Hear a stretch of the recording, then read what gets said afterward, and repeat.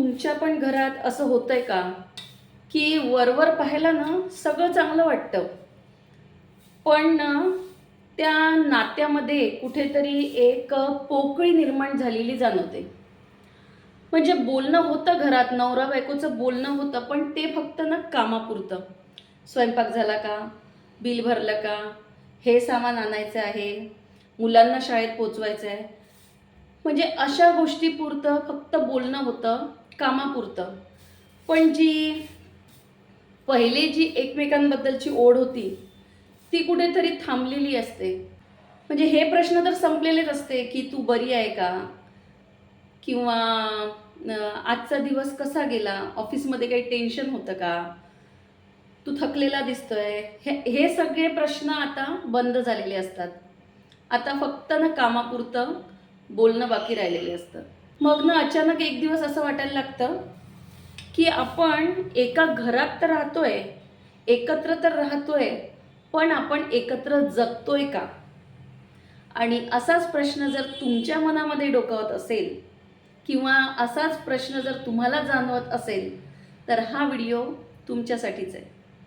तर व्हिडिओ शेवटपर्यंत पहा. लग्नानंतरची ना सुरुवातीची 1-2 वर्ष खूप छान जातात. एकमेकांची काळजी घेण्यात, एकमेकांवरचं प्रेम व्यक्त करण्यात, तासनतास गप्पा मारण्यात, गोष्टी रंगवण्यात, स्वप्न रंगवण्यात, अशी 1-2 वर्ष खूप चांगली जातात. आणि मग हळूहळू थोड्या जबाबदाऱ्या वाढतात, कामं वाढतात, मुलं बाळ झालेली असते. मग ती बायको मुलांच्यामध्ये अडकलेली असते.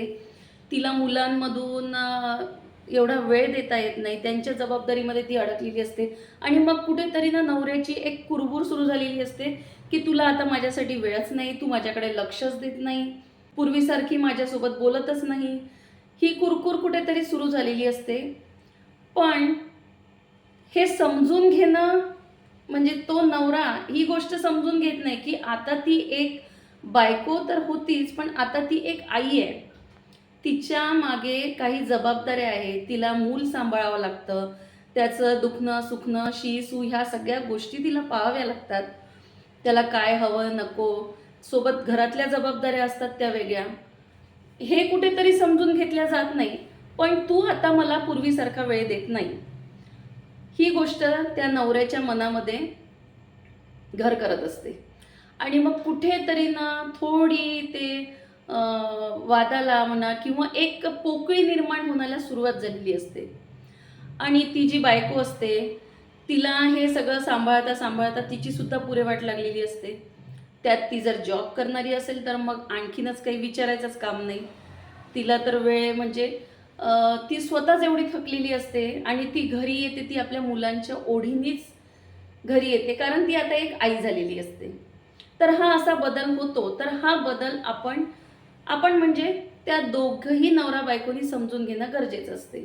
तर तिथे ना कमतरता न दाखवता किंवा तू आता कशी बदलली आहे किंवा तू आता कसा बदललेला आहे ही गोष्ट न दाखवता आपण कसं ॲडजस्टमेंट करू शकतो, आपण कसं एकमेकांना समजून घेऊ शकतो ना, ह्या गोष्टीवर विचार करणं जास्त गरजेचं आहे. हे जर केलं ते नातं ना टिकवणं सोपं जाते. आणि जर मग एकमेकांबद्दल आपण जर उणे-धुणेच काढत राहिलो तर मग हळूहळू करता करता एक एक वाद वाढायला लागतो. जे पहिलेचं जे प्रेम असते, पूर्वीचं प्रेम, ते आता हळूहळू कुठेतरी कमी होत असतं. कमी नाही, प्रेम कमी होत नाही, पण जबाबदारीच्या ओझ्याखाली ना ते हळूहळू खाली दबत जातं आणि जबाबदाऱ्या ह्या सगळ्या वर येत राहतात. त्यामुळे ना आपण एकमेकांना वेळ देऊ शकत नाही, एकमेकांची विचारपूस करू शकत नाही आणि मग त्यातनं गैरसमज निर्माण होतात. बरेचदा त्या बायकोला वाटत राहते की मी एवढं करते, सगळं सांभाळते, घर सांभाळते, सगळ्यांची कामं करते, सासू-सासऱ्यांच्या सगळ्या ज्या जबाबदाऱ्या आहेत त्या पार पाडते, तरीसुद्धा माझी कोणी कदर करत नाही, कोणी साधं माझी विचारपूससुद्धा करत नाही. ही खंत तिच्या मनामध्ये सुरू होते. आणि नवऱ्याला पण वाटत राहते की मी एवढा कष्ट करतोय घरासाठी, इतकी मेहनत करतोय, पण कोणी साध्या माझ्या कष्टाची दखलसुद्धा घेत नाही. ही खंत त्याच्या मनामध्ये सतत राहते. असं करता करता एक एक गोष्ट ना पुढे येत राहते. म्हणजे एक प्रकारची सल दोघांच्या मनामध्ये निर्माण होते आणि मग प्रत्येक वेळी असं वाटायला लागते ना की माझं बरोबर, मीच बरोबर आहे, मी जे म्हणतोय ना तेच बरोबर आहे. असं नवऱ्याला पण वाटत राहते आणि बायकोला पण वाटत राहते की मीच बरोबर आहे. आणि मग काय होते, आपण तिथे ऐकून न घेता मीच कसा बरोबर, म्हणजे हेच सिद्ध करत असतो आपण की माझं चुकत नाही आहे, मीच बरोबर. तर माहिती आहे का, संसार टिकवण्यासाठी ना कधी कधी मीच बरोबर हे न म्हणता कधी कधी आपली चूक असताना सॉरी म्हणणं सुद्धा आपल्याला जमलं पाहिजे. तिथे आपल्याला कमीपणा घेता आला पाहिजे. पण हे सहसा जमतच नाही आणि नवऱ्याला तर बिलकुलच जमत नाही. खरं गोष्ट आहे. म्हणजे मी जेवढं आजपर्यंत पाहिलेलं आहे तेवढ्या याच्यानुसार सांगते की नवऱ्याला तर हे फार कमी जमतं की माझं काहीतरी चुकतंय असा नवरा कधीच कबूल करणार नाही. आणि मग त्या बायकोच्या मनात सुद्धा एक नवऱ्याविषयी थोडा आदर कमी होतो. मुळातच ह्या गोष्टीने काय होतं की एकमेकांबद्दलचा आदर कमी होतो आणि आदर कमी झाला की मग आपण त्या व्यक्तीला हवा तसा मान सन्मान देऊ शकत नाही. मग आपण त्याच्यातले ना हेवेदावे शोधत राहतो, त्याच्यातला उणिवा शोधत राहतो आणि त्या उणिवाच आपण पुढे आणत राहतो आणि मग त्यातून ना नात्यामध्ये आणखी एक दरी निर्माण होत जाते. आता खरं पाहायचं ना तर घरात बायकोला ना खूप वेळा अपमान सहन करावा लागतो, खूप वेळा अपमान सहन करावा लागतो. मग तो तिच्या घरातल्या मंडळीकडून असू द्या, म्हणजे ज्येष्ठ मंडळीकडून किंवा मग तिच्या नवऱ्याकडून. पण खरं सांगायचं झालं तर जास्तीत जास्त अपमान हा बायकोला तिच्या नवऱ्याकडूनच सहन करावा लागतो. तरी देखील ती सहन करते, कारण संसार टिकवायचा असतो आणि ज्याला टिकवायचा नसतो मग तो काही ती व्यक्ती काही मग ते सहन करत नाही. पण ज्याला संसार टिकवायचा आहे ना, ती वारंवार अपमान होऊन सुद्धा संसार टिकवण्याचा प्रयत्न करते. पण कधी कधी समोरच्याने सुद्धा विचार केला पाहिजे की ती सुद्धा एक व्यक्ती आहे, तिला मन आहे, तिला पण आपल्या बोलण्याने कधी कधी त्रास होत असेल. आपण जे इतकं तिचा अपमान करतोय तर त्या आपल्या बोलण्याने तिचं मन कुठेतरी दुखावत असेल, हा विचार करायला पाहिजे. बोलताना विचार करून बोलायला पाहिजे. जर संसार टिकवायचा असेल ना, म्हणजे मी एकटा नाही आहे तर आपण दोघं हे आपलं जग आहे असा विचार करायला पाहिजे. तू मला वेळ देत नाही आहे किंवा तुझ्याजवळ माझ्यासाठी वेळ नाही आहे असं न म्हणता आपण दोघं एकमेकांना कसा वेळ देऊ शकू, आपण या गोष्टीवर विचार करू. असं जर बोललं ना, असा जर विचार जरी व्यक्त केला ना तर तुम्ही त्याच्यावर ॲक्शन घेऊ शकता. म्हणजे तुम्ही या गोष्टीवर विचार करू शकता की या ठिकाणी ना फक्त मी या एकट्याचा विचार नाही आहे तर आपण आपल्या दोघांचा विचार यामध्ये आहे. तर ना थोडं कुठेतरी एकमेकांना समजून घेतलं तर संसार नक्कीच टिकू शकतो.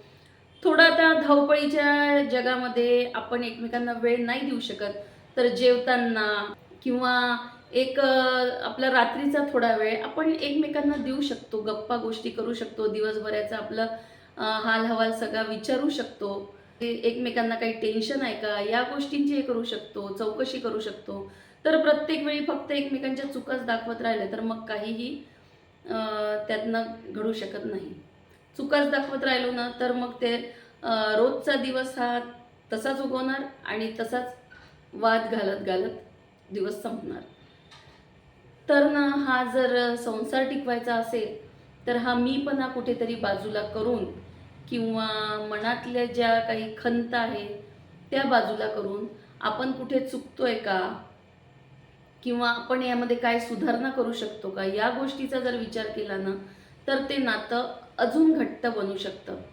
आपल्या जीवनाचा जो पूर्वार्ध असतो ना त्यापेक्षा आपला उत्तरार्ध जो असतो ना तो अधिक कठीण असतो आणि या उत्तरार्धामध्ये जीवनसाथीची साथ ही खूप गरजेची असते.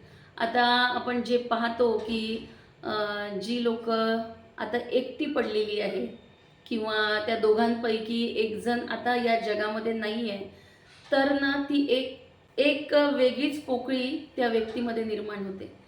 तर जेव्हा तुमचा उत्तरार्ध येतो ना तेव्हा तुम्हाला खऱ्या जीवनसाथीची गरज असते आणि त्याची किंमतसुद्धा आपल्याला खरी तेव्हाच कळते. जोपर्यंत आपल्यासोबत ती व्यक्ती आहे ना, तोपर्यंत आपल्याला त्या व्यक्तीची किंमत कळत नाही. म्हणून जर आपला उत्तरार्ध आपल्याला सोबत जगायचा असेल, तर एकमेकांना समजून घेणं, आदर करणं, एकमेकांच्या विचारांचा मान ठेवणं, भावनांचा मान ठेवणं हे खूप गरजेचं आहे. हे सगळं जर आपण करू शकलो ना, तर ते नातं आपण छान, तो संसार आपण खूप छान प्रकारे करू शकतो.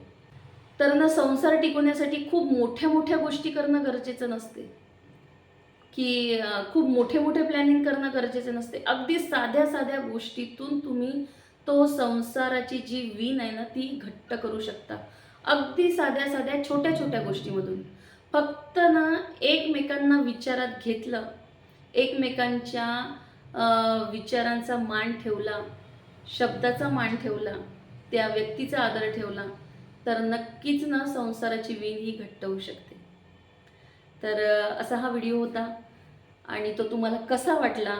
मी माझे विचार तुमच्यापर्यंत ठेवण्याचा प्रयत्न केलेला आहे आणि तुम्हाला काय अनुभव आहे, तुमच्या संसारातले अनुभव, तर तुम्ही मला शेअर करू शकता.